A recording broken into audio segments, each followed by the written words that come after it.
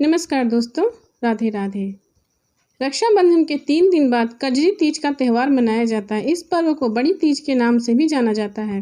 मान्यता के अनुसार इस व्रत को सबसे पहले माँ पार्वती ने किया था। कजरी तीज व्रत को कुंवारी लड़कियां और सुहागिन महिलाएं करती हैं। पूजा के दौरान कथा का पाठ करने से अखंड सौभाग्य की प्राप्ति होती है। पंचांग के अनुसार भाद्रपद मास की कृष्ण की तृतीया तिथि को 21 अगस्त को शाम 5:06 पर शुरू होगी। वहीं इस तिथि का समापन अगले दिन यानी 22 अगस्त को दोपहर 1:46 पर होगा। पंचांग को देखते हुए कजरी तीज का व्रत 22 अगस्त को रखा जाएगा। अब सुने कजरी तीज की पौराणिक कथा। कथा के अनुसार एक गांव में एक ब्राह्मण परिवार रहता था। ब्राह्मण की पत्नी ने भाद्रपद माह के कृष्ण पक्ष की तृतीया तिथि पर कजरी तीज का व्रत किया। व्रत के दौरान उसने अपने पति से सत्तू लाने को कहा।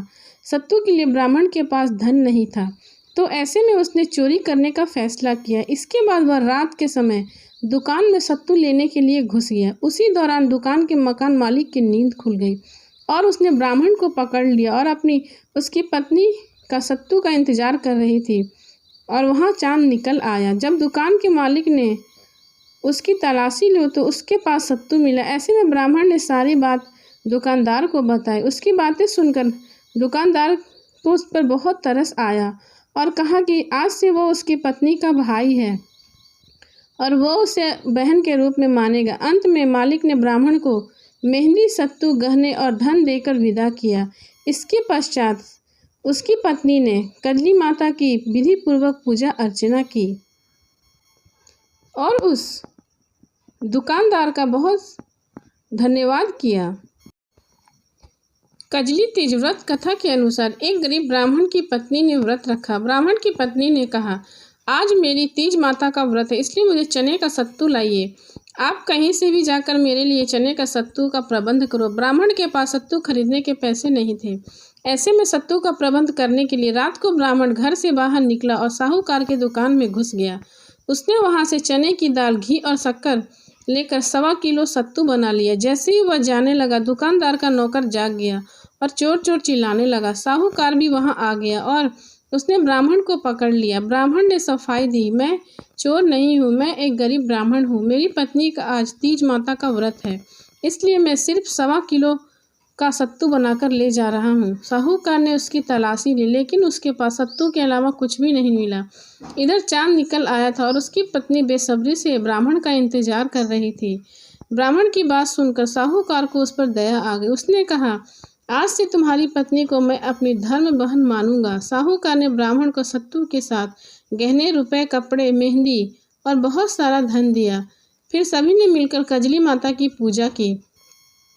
कहते हैं, जिस तरह ब्राह्मण के दिन फिरे, उसी तरह से कजली माता की कृपा से सभी के अच्छे दिन आए और सभी सौभाग्यशाली बने। प्रेम से बोलिए कजली माता की जय। कजरी तीज के दिन जरूर सुनिए निमड़ी माता की कथा। एक शहर में एक सेठानी रहते थे। किसी नगर में उनके पास खूब धन था, लेकिन पुत्र नहीं था। तो सेठानी ने भादुड़ी बड़ी तीज का व्रत करके तीज माता से कहा, हे निमड़ी माता, मेरा बेटा हो जाएगा तो मैं तेरे को 1.25 मन सत्तू चढ़ाऊंगी।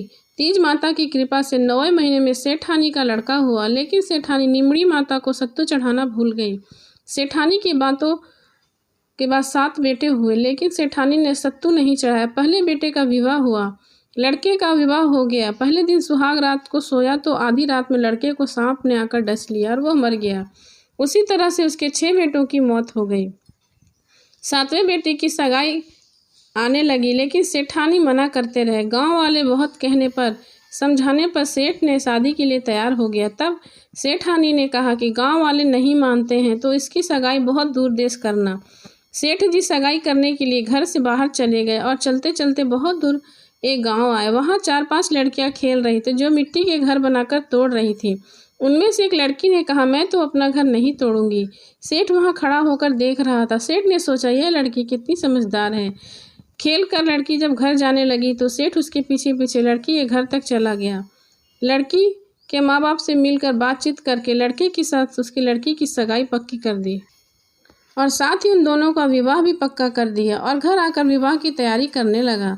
सेठ बारात लेकर गया और 7वें बेटे का विवाह हो गया। बारात विश्व हुई। लंबा सफ़र होने के कारण माँ ने लड़की से कहा कि रास्ते में सत्तू या सीख डाल रही हूँ, रास्ते में कहीं नीमड़ी पर शाम को नीमड़ी माता की पूजा करके सत्तू का प्रसाद खा लेना और थोड़ा सा सत्तू निकालकर अपने ससुर को दे देना। धूमधाम से बारात चली। रास्ते में तीज का दिन आया।